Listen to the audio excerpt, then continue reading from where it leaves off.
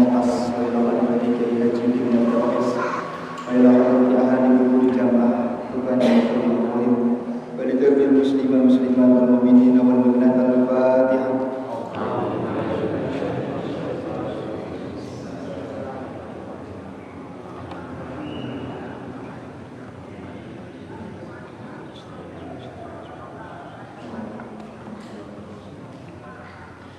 Bapak Ibu yang Allah muliakan, sebelum kita lanjutkan pengajian tafsir di sore hari ini, maka kami akan menjawab dulu beberapa pertanyaan yang kemudian dititipkan mungkin masuk. Pertama adalah masalah kurban dibarengkan dengan akikoh. Memang kesunatan kita melakukan akikoh dan kurban itu adalah kesunatan yang diajukan oleh Allah Subhanahu wa Ta'ala.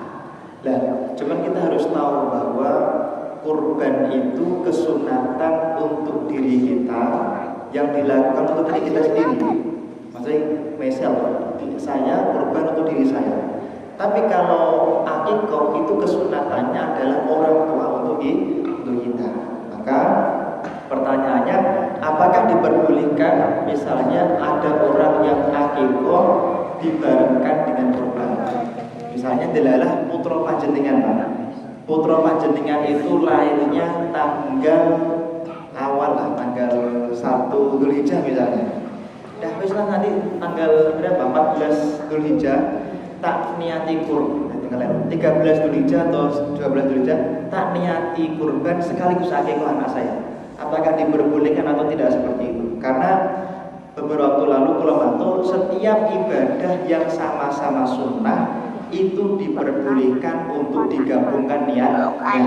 Contoh, ini kaidah dulu. Setiap ibadah yang sunnah maka boleh dilakukan satu kali ibadah untuk dua niat. Contoh, usolli sunnatan qobliyatal isya'i wa syukuril wudu'i wa tahiyatal masjidi rakaatain lillahi ta'ala. Jadi itu 3 ibadah. Tapi karena sama-sama sunnah maka dalam fikih hukumnya boleh-boleh saja. 2 kali rakaat, 2 rakaat dengan dapat 3 kali ibadah. Misalnya saya niat puasa Senin hari ini, kan ini kebetulan ayam albit kalau nggak salah. Saya niat puasa Senin sekaligus niat puasa ayam albit, maka boleh-boleh saja dengan dapat 2 pahala. Saya niat pahala. Nah, ini kan kalau kurban dan akikoh ini sama-sama ibadah sunnah, apakah juga berlaku pada ibadah ini? Maka dikatakan di dalam kitab Ismatul Ainain bahwasanya launa wal aqiqatu lam tahsul ghairu wahidatin 'inda Hajar wa yasulul kul 'inda Syihabuddin Romli. Jadi ulama berbeda pendapat. Menurut Imam Romli bahwa ketika orang itu kurban langsung sekaligus diniati akikoh maka mendapatkan pahala dua-duanya. Tapi menurut Imam Ibnu Hajar Al-Haytami tidak. Nah, maka yang dapat pahala tetap yang kurban saja. Paham ya? Ini intinya ulama berbeda pendapat. Di Solo itu kebanyakan kiai-kiai saya tanya rata-rata ikut pendapat yang nggak boleh. Tapi kalau di Pantura beberapa kiai kami tanya mereka lebih condong kepada pendapat yang mengatakan boleh. Dan keduanya sama-sama kuat. Artinya kalau panjenengan kepingin mengambil pendapat Imam Romli betul nopo-nopo, wis niati kurban sekaligus ngakoi anakku sing kebetulan lahirnya mendekati bulan Dzulhijjah ini. Nah, kemudian kalau mazhab yang lain Imam Maliki mengatakan tidak cukup ini. Di dalam kitab Al-Mufassal Imam Maliki mengatakan tidak cukup, sedangkan Hambali dan Hanafi itu berpendapat dicukupkan seperti itu. Kemudian tentang kurban ini di dalam kitab Hasyiah Syahrul Manisi adalah wa ma yata'allaqu biha. Setiap apapun yang dibawa ke tempat penyembelihan itu namanya kurban. Setiap apapun yang dibawa ke sembelihan itu kurban. Misalnya orang wong Tuban itu sudah sugih ya.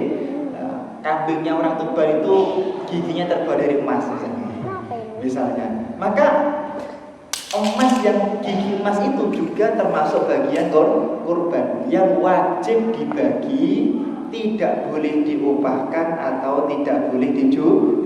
Karena jelas ini hadis pun jelas bahwasanya kita itu tidak diperbolehkan menjual atau mengubahkan yaitu bagian daripada kurban. Nanti Pak, kalau kamu ngulitik sapi saya, kamu tak kai opah kulit, maka kurbannya batal. Kalau kamu nanti menyembelih dan ikut bagi kurban saya, nanti tak opahi kepala, batal kurbannya. Tidak boleh. Nah, tapi kalau disedekahkan boleh. Makanya menjual kulit kurban atau menjual kepala kurban atau menjual apapun yang berhubungan dengan kurban, begitu juga mengopahkan, maka hukumnya tidak diperbolehkan menurut Imam Asy-Syafi'i, kecuali ada pendapat dari Imam Haramain Al-Juwaini di dalam Shahihut Takrib yang mengatakan boleh asalkan uangnya dialokasikan untuk yaitu fakir, untuk orang-orang yang sesuai dengan kebutuhan korban. Tapi kebanyakan ulama nggak boleh. Makanya kalau bisa tidak usah dijual. Lah cuman ngeten, orang yang menerima kurban itu ada dua. Ada kalanya dia itu tamlik, ada kalanya dia itu diyafah. Kapan dia tamlik? Tamlik itu ketika dia miskin, maka dia boleh makan sendiri dan boleh untuk dijual. Tapi kalau dia miskin, sedangkan kalau dia itu orang kaya, kalau dia kaya maka dia itu hanya boleh makan sendiri, tidak boleh dijual. Kalau dia yang menerima orang kaya, Ustaz Fahrudin, kalau jenengan nabi, maka jenengan hanya boleh makan, tidak boleh dijual. Kecuali kalau bulan Dzulqa'dah delalah di antara panjenengan ada yang pendapatannya tidak mencukupi kebutuhannya, maka miskin. Kalau miskin boleh menjual bagian kurban yang didapatkan dari bagian kurban. Makanya kalau misalnya kulit, waduh kulit ini kalau saya gelem, ya para gesek miskin. Kalau sudah diberikan pada yang miskin, terserah dia mau dijual dia monggo, mau diapakan dia monggo. Ini yang kulit kurban tadi atau lain-lain seperti itu.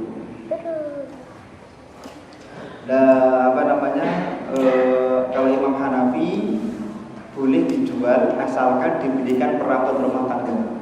Misalnya kalau daging kurban dijual, maka wajib dibelikan perabotan rumah tangga. Ini pendapat yang disahkan juga oleh Imam Hasan Al-Basri dan Imam Abdullah bin Ubaid bin Umair.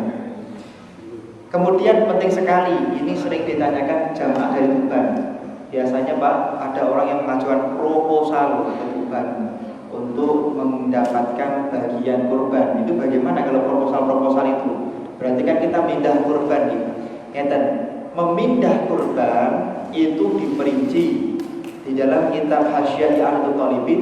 Kalau kurban itu dipindah dalam keadaan hidup-hidup boleh. Misalnya saya transfer uang ke Purwodadi, nanti sebelah Purwodadi boleh mutlak karena memang di sebelahnya di sana. Yang jadi masalah itu ketika korban itu sudah disembelih di Tuban, kemudian jenengan ekspor, jenengan kirim ke daerah yang lain di luar kecamatan atau di luar Masafatil Qasri. Bagaimana itu? Maka jumhur para ulama mengatakan tidak boleh, kecuali pendapat di dalam kitab Asnal Mathalib dan di dalam kitab Kifayatul Akhyar. Hukumnya boleh secara mutlak seperti itu, kecuali kalau korban itu kemudian dinazari. Jadi bolehkah kita memindah kurban pun jenengan dari pendapat Asnal Mathalib boleh saja. Cuma dengan catatan tentunya masyarakat Tuban harus tercukupi terlebih dahulu. Namun cekap, namun kebahagiaan sedoyo, pemblendingan sedoyo bahasanya. Pemblendingan sedoyo monggo dipindah ke daerah yang lain betul nopo. Tapi kalau kekurangan ya jangan. Utamakan yang lebih dahulu kurba wal yatama, utamakan yang dekat. Anak yatim boleh nggak Pak menerima kurban? Anak yatim tidak boleh menerima bagian kurban kalau dia belum balik. Kalau sudah balik, nopo. Intinya yang menjadi mustahik kurban itu adalah orang yang dia itu sudah balik. Kalau belum balik nggak boleh. Terus panitia anak kecil itu bukan panitia. Anak kecil jangan dijadikan panitia. Anak kecil bantu boleh, Nah nanti caranya pun jenengan sebagai panitia nganu minta bagian buat saya kita panitia nih, saya minta bagian ini ya. Setelah dikasihkan ke saya, tak kasihkan ke anak kecil yang membantu tadi. Di bencah ciri itu tetap angsal, di parengke jenengan riyen, terus jenengan parengke tenggene bocah di bencah cili. Karena kadang-kadang anak kecil itu semangat ikut membantu dan lain sebagainya. Jadi nampi betul nopo-nopo asalkan sudah diberikan kepada salah satu anggota.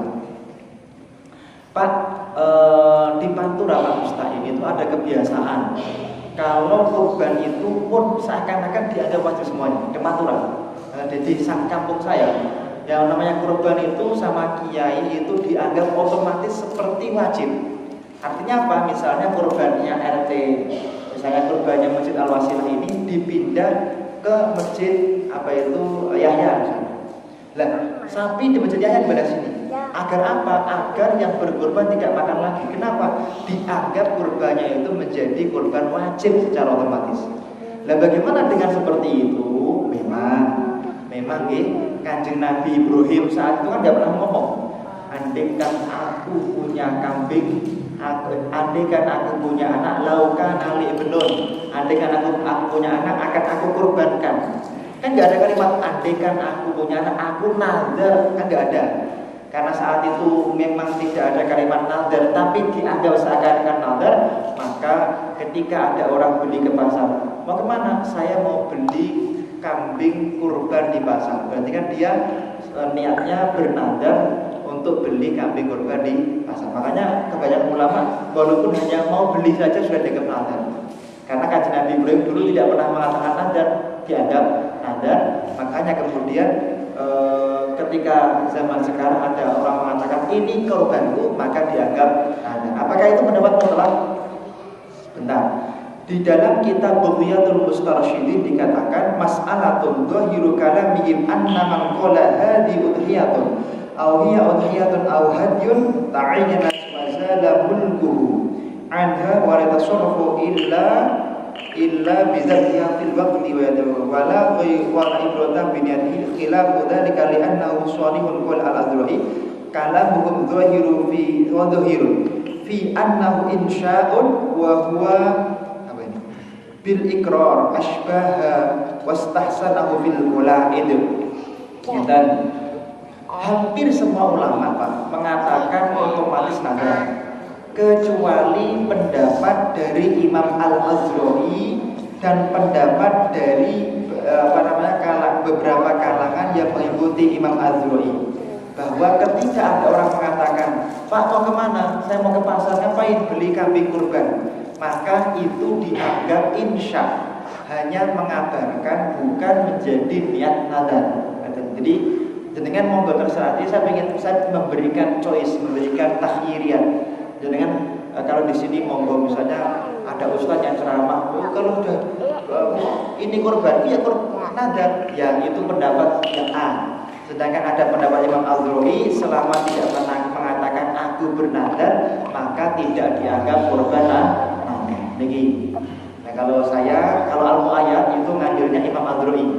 Dunia itu ngambilnya Imam Azra'i. Beliau tidak menganggap daging kurban. Jadi daging kurban wajib. Semua kurban dianggap sunnah selama tidak ada kalimat saya bernazar. Paham ya? Kemudian seperti itu. Sekitar 2 tahun yang lalu, awal-awal kami ngaji di sini di Masjid Darussalam. Kalau misalnya Pak, saya nggak kuat kurban, apakah kurban itu tetap diperbolehkan atau disunnahkan? Tetap disunnahkan, tapi menggunakan hal-hal yang sifatnya iradul dam. Jangan boten mampu tumbas unta, boten mampu tumbas sapi, boten mampu tumbas kambing, ya sudah, beli apapun yang bisa iradul dam, bisa mengalirkan darah. Maka di dalam kitab Sufiyah mengatakan bahwasanya faidatun 'an Ibnu Abbas radhiyallahu anhu annahu yakfi fil udhiyah iradul dam. Jadi sudah dianggap jenengan itu memuliakan Nabi Ibrahim ketika jenengan mengalirkan darah. Apa? Walau min dujajatin au auzin, atau misalnya menggunakan dujajah ayam jago atau menggunakan kelinci. Jadi jamaah masjid bagi Kalau misalnya tidak mampu beli kambing, sapi atau unta, pun nyembelih ayam diniati berkorban, itu sudah dianggap kurban menurut pendapat Imam Ibnu Abbas, daripada tidak sama sekali. Jadi intinya tanggal 10 niku hari itu kudu kurban. Nak teng Purwodadi sak 10, nak boten mampu napa-napa minimal urun bancaan maringi monggo nidahan. Jadi jangan sekali-kali belas buatan kurban. Karena Nabi Ibrahim itu nabi yang mulia, nabi agung derajatnya. Beliau nabi pertama yang punya gelar Khalil. Kenapa? Rela berkorban tiap tahun 1000 kambing, 300 sapi dan 100 unta demi cintanya kepada Allah Subhanahu wa taala. Jadi kan kalau pengen punya anak yang hebat, punya anak yang luar biasa seperti Nabi Ibrahim, jangan lupa berkorban. Sama pun nih, Bapak saya nggak punya apa-apa, saya punya yang beras pun, beras fakir miskin, niati korban, betul apa-apa. Pak, misalnya kan penggini Purwodadi Pak Mustain itu teng Solo barang, itu biasanya korban itu nikah itu biasanya Dzulhijjah. Memang Dzulhijjah itu sunnah nikah. Bulan Dzulhijjah itu dianjurkan menikah. Lah Pak, kalau misalnya korbannya itu dipaskan dengan bulan Dzulhijjah, kemudian dipakai nyuguhi tamu perkawinan, bagaimana itu hukumnya? Seperti itu. Nah di sini dikatakan di dalam Majmu' Syarah Muhadzab, fi fatawa al-qadi annahu law nadara tadhiyah bihadhihi syah ala an la yatasaddaq bilahmiha lam yanaqid nadruhu. Di dalam kitab Al-Bujirah min al-Khatib dikatakan, wa inna fadzalika fi nahrihi bi khilafi man nadara tadhiyah bi syatin muayyanatin ala an la yufarriqa lahmaha fa inna nadra yallahu. Jadi intinya membagikan kurban dalam keadaan masak mateng itu boleh, asalkan tidak semuanya. Nah, paling aman pripun? Paling aman ini solusi. Jadi ketika jenengan itu kurban, Pak, misalnya kita tanggal 10 misalnya, tanggal 11 anak jenengan badhe nikahan, mantu jenengan mantu. Jenengan tembas sapi, tembas lembu, jenengan sembelih korban niatnya pun. Bareng ngoten pun jenengan niki kuwabeh daging sapi niki tak sedekahke teng anakku sing nikah. Berarti napa? Semuanya menjadi miliknya anak. Di dalam kitab Kifayatul Akhyar, boleh kita itu membagi kurban hanya kepada satu orang, boleh. Misalnya makanya nyuwun ngapunten. Kadang-kadang kalau niku mboten pengin mumet, Pak, mboten pengin mumet. Ada tiang napa? Dugi tegene.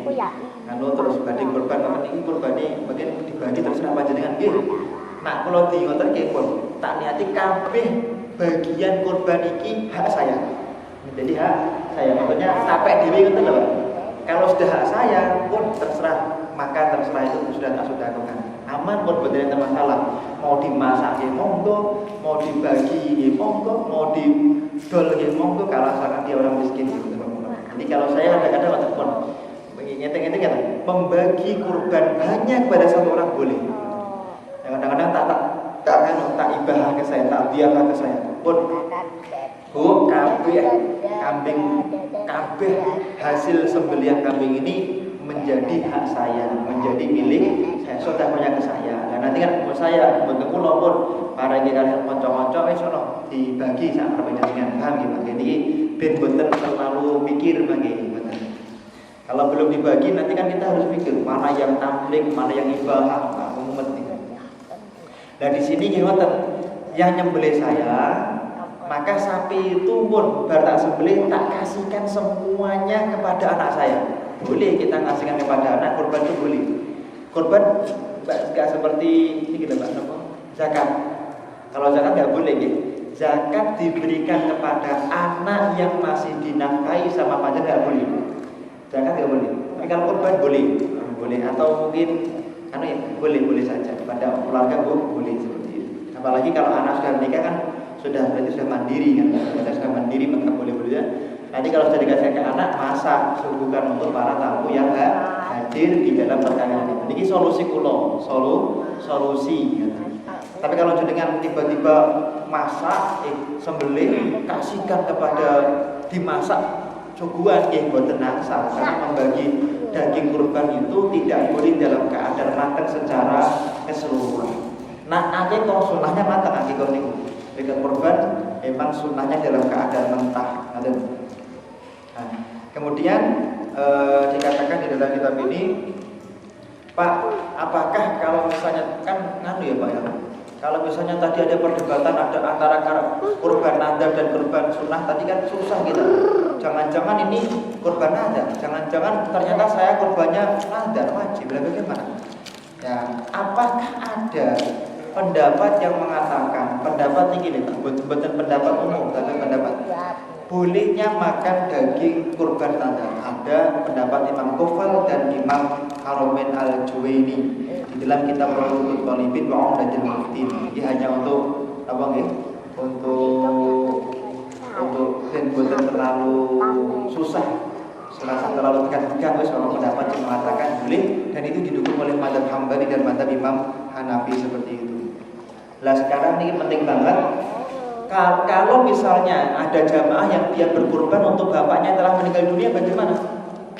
Sudah meninggal dikurbankan, maka di dalam fatwa As-Subuki dikatakan bahwasanya kita budduhaya mas'alatun idza ahdal mudhi min udhiyati ila ghaniyyin syai'an hal yajuzu ghani an yahdiyahu ila ghairi in qultum yajuzu fa ma ma'na qaulur rafi laysa alahu ayyamlikal aghniya. Dikatakan misalnya bolehkah kita berkurban, bukan misalnya, bolehkah kita berkurban untuk keluarga kita yang telah meninggal? Pertama kita jawab hukumnya diperinci di dalam kitab Bughyatul Mustarsyidin. Kalau berwasiat boleh, anu cok besok nak bapak meninggal tulung yo dikurban, maka boleh. Tapi kalau tidak berwasiat, nah niki dilema. Kalau tidak berwasiat, maka menurut Imam Ishaq ibn Rahawayh dan menurut pendapat Imam Ibnu Qasim Al-Abbadi, begitu juga pendapat Imam Ar-Rafi'i, hukumnya boleh, karena bagaimanapun juga kurban itu adalah juz'un minas shadaqah, bagian daripada shadaqah. Paham ya Bang? Dan jenengan pengen tak kurbanke bapakku sing meninggal, monggo mboten napa-napa.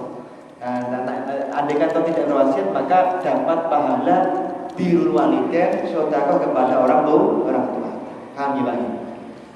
Nah, kalau misalnya ya saya kurban untuk bapak saya telah meninggal, apakah saya boleh makan tadi? Yang perlu kita teliti. Nah, kalau kita berkurban untuk orang tua yang telah meninggal, maka diperbolehkan tetap makan menurut Imam As-Subuki dalam 3 syarat. Yang pertama, dia itu ahli waris, memang harus ahli waris. Yang kedua, kurbannya sunnah bukan nadar. Kayak begini, nak bapak nadar, nak pokoknya nak bapak mati nih dino Jumat, tolong sampai kurban. Kira-kira kan kurbannya nadar. Maka seperti itu anaknya nggak boleh makan. Karena kurbannya nadar. Tapi kalau kurbannya tolong dikurban ya nak bapak meninggal dikurbanke, maka boleh dimakan. Yang ketiga, wakil mengambil sesuai dengan muwakil. Bila tidak ada izin dari wakil, maka wakil mengambil daging yang jumlahnya setara dengan kebutuhan sehari semalam. Seperti itu. Dan di sini dikatakan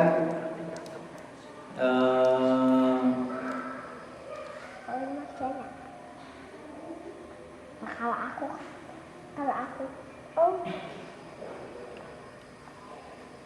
di sini dikatakan kadang-kadang kan nganu ya Pak, kadang-kadang kita beli kambingnya terus kasihkan Pak Kiai, ngapunten Pak Kiai, ini bapak saya meninggal, nyuwun tulung jenengan nganu sembelih atas nama bapak saya. Pertanyaannya, Kiai ini boleh nggak mengambil daging kurban? Kiainya boleh nggak ambil daging kurbannya? Maka menurut Imam As-Subuki, kiai ini boleh mengambil.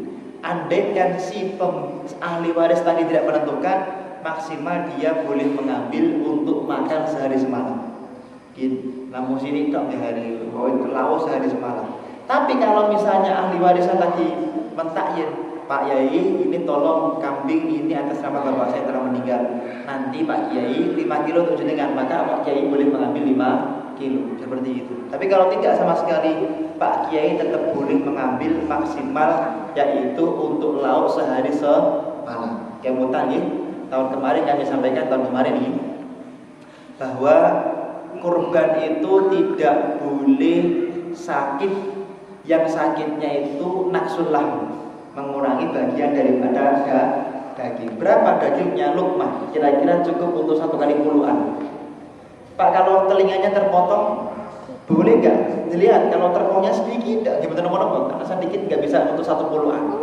Tapi kalau terpotongnya itu bisa 1 puluhan lukmah, maka tidak sah kurbannya. Kalau cuma sobek dok tapi nggak lepas, boleh nggak? Boleh, karena sobek kan masih nempel. Ini gitu. Hati-hati. Sama penyakit PMK ini bagaimana? Ya, penyakit PMK itu kalau misalnya tidak sampai membusukkan daging, betul hanya lemes-lemes saja, tapi betul. Tapi kalau sampai membusukkan daging dan ada daging yang harus dibuang, maka menurut Fathul Mu'in itu hukumnya tidak diperbolehkan seperti itu. Saya kira itu yang bisa kami sampaikan. Ini masih ada waktu 10 menit Pak.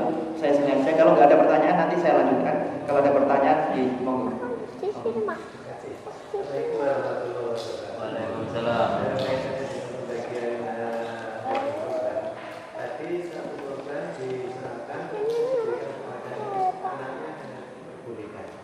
Sekarang setelah prioritas pembagian, kalau di situ anaknya sudah mati, kemudian diberikan pada anaknya, padahal yang lainnya masyarakat di situ ada yang miskin dan seterusnya. Bagaimana?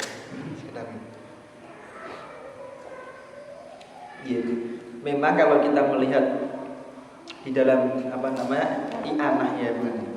Jadi kita apa ini namanya? Kitab Hasyiah Syabro Malisi, di dalam kitab Qolyubi, sunnahnya membagi itu adalah al-aksari.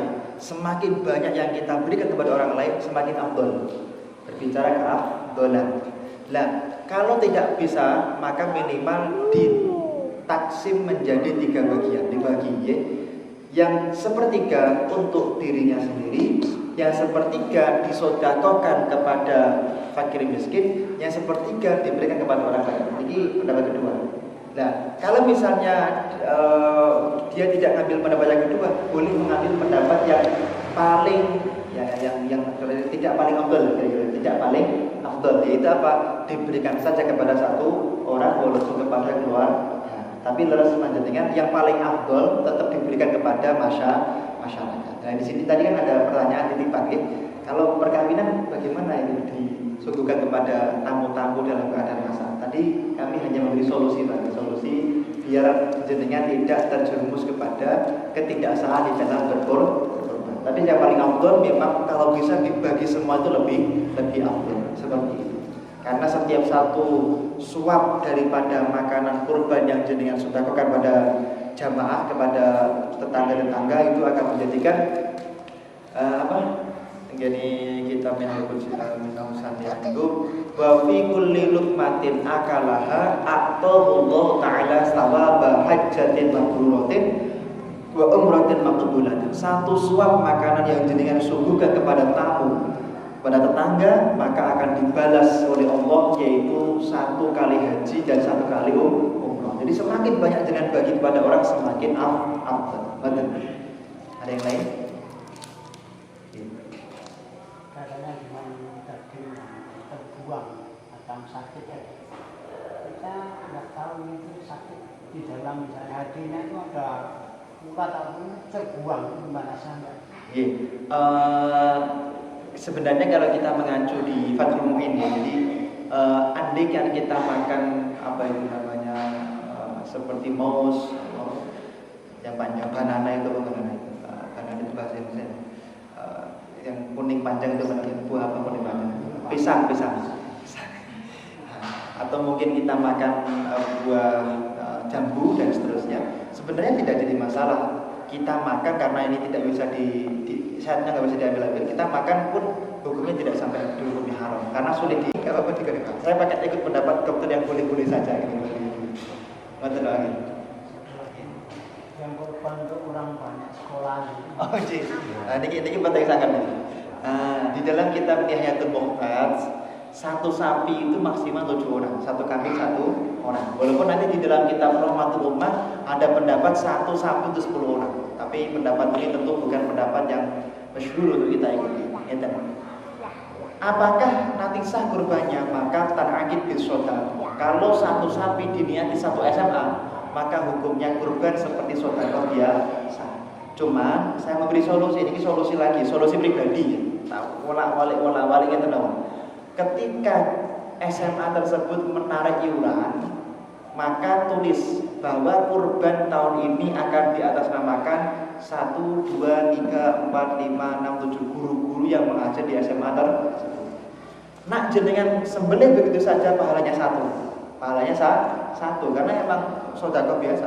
Tapi kalau jenengan sembelih atas nama guru, maka murid-muridnya di dalam kitab Muhyiddin Mustarsyidin akan dapat pahala dilipatkan 900.000 kali oleh Allah Subhanahu wa taala. Lah gurunya dapat pahala kurban. Penaan guru nih Pak, ya memang guru itu harus dimuliakan. Penaan. Guru itu harus dimuliakan, enggak pakai penaan-penaan. Guru harus dimuliakan baik-baik. Gitu. Ini solusi. Tapi harus dapat izin loh, enggak boleh. Misalnya jenengan guru agama, wah ini korbannya ke atas masing-masing atas makan 1, 2 nggak boleh, harus izin dulu kepada seluruh yang ikut iya. Makanya tentang surat keterangannya tadi dikasih, ditulis. Sampun. Mungkin ada lagi kaitannya dengan dari batasan waktu yang digunakan. Ada sementara saya sendiri sampai dengan hampir tahun depan itu masih tersimpan di kulkas. Sampai pun kalengan nganu, kalau membagi itu tidak boleh offset setelah tanggal 13, ya boleh. Membaginya harus sebelum tanggal 13. Kok sampai tanggal 13 belum dibagi, maka panitia yang dosa atau pemilik kurban tadi tidak dikumisah, paham ya? Dan nyembelih tanggal 11, tapi kalau dibagi-bagi offset tanggal 14, maka kalau kurban sunnah hukumnya batal kurbannya. Ini hukum membagi. Tapi kalau hukum makan terserah kamu sampai kapan pun membagi.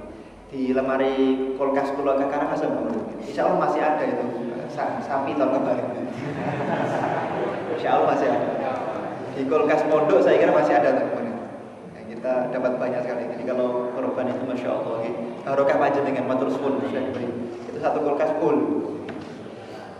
Dan itu kalau saya dapat kurban begitu tak masak untuk pengajian sendiri. Kalau Senin di rumah saya sana ada pengajian, nanti malam ada pengajian, kita masak dari daging-daging berbeda.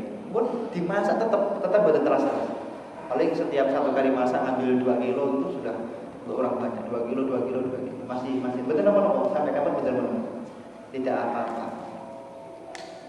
Tapi yang penting membaginya tidak boleh ditunda. Sampun nggih, mugi-mugi manfaat, mugi-mugi barokah. Kula husnudzon nggih jamaah. Kalau di masjid ini agak banyak jamaahnya. Insyaallah masjid ini dan seluruh masyarakatnya diberi rezeki yang barokah. Diberi lancar semua urusan. Setiap orang nanti di masjid ini insyaallah semuanya berkorban insyaallah nggih. Ada hadhihi niyyah wa likulli niyatin shalihah wa ala man wa sallallahu shalih ila hadrati ruhi Kiai Haji Dimyati Rais Kendal wa ila hadrati Emeril Kan Mumtaz bin Ridwan Kamil wa ila hadrati Rohi Kiai Haji Muhammad Tamafi wa sunnah wa ahli kuburi man hadra fi hadzal masjid. Al-Fatihah.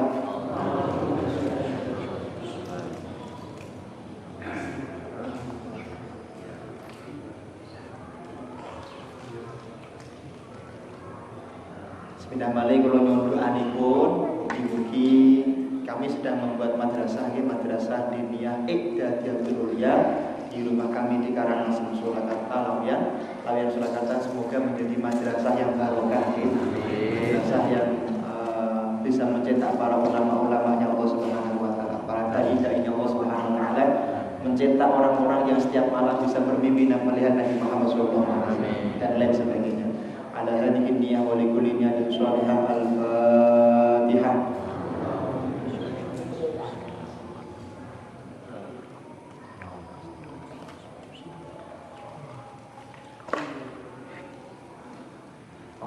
minasyaitonir rajim. Bismillahirrahmanirrahim. Allahumma shalli ala sayyidina Muhammad wa ala ali sayyidina Muhammad. Alhamdulillahirabbil alamin. Allahumma ya man huwa fi 'uluwihi ka'inun, ya man huwa fi 'ilmihi muhitun, ya man huwa fi 'izzihi latifun, ya man huwa fi lutfihi syarifun, ya man huwa fi fi'lihi hamidun, ya man huwa fi dhatihi qadimun, ya man huwa fi majdihi munirun, ya man huwa fi a'ta'ihi katsirun. Allahumma akrimna minka min nuril fahmi wa akhrijna min dhulumatil wahmi wa rzuqna fahman nabiyyin wa ilhamal malaikati muqarrabin bi rahmatika ya arhamar rahimin.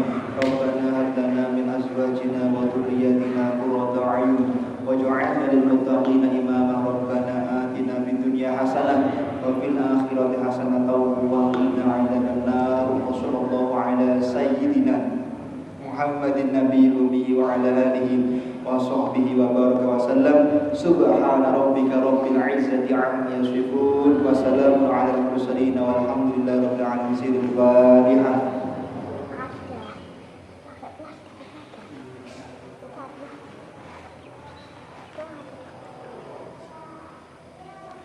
Maula